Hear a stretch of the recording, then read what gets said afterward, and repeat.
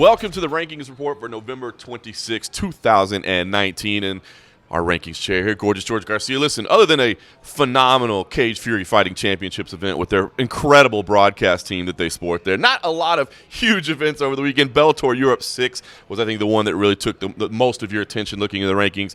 And more than anybody, it was Michael Venom Page, right? A guy picks up a win over a late replacement, not a name, but he didn't crack into our rankings. He's been in our rankings before. You still got him on the outside looking in right now. I mean, that division's stacked, no question about it. You're looking at honorable mentions of Li Jingliang, Bilal Muhammad, Jeff Neal. I mean, honestly, like very, very talented guys. So talk to me about your decision-making process there to not get MVP back in with this latest win, and what's he got to do to move? You're right. It was a beautiful KO. I mean, he came over the top and just cleaned his clock.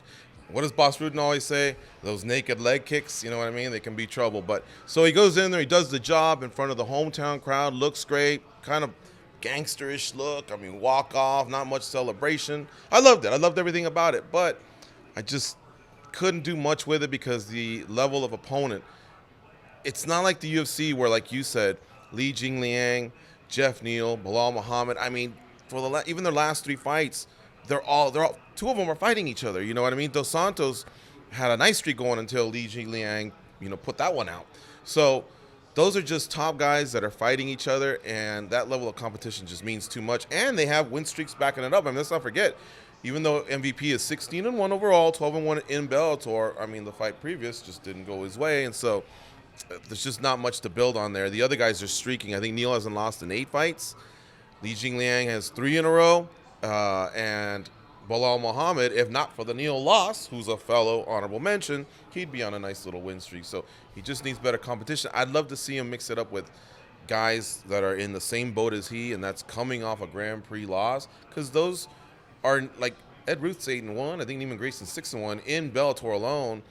Those are the names that'll lift your stock. Yeah, I agree. There's names on that roster. Bellator has some opponents that he needs to face, and it's no disrespect to Michael Venom Page. He can only fight the people that are laid out in front of him, right? But they got to put some stiffer tests in front of him. Exactly. He looked great, but yeah, that's just not happening. But I will say this, John.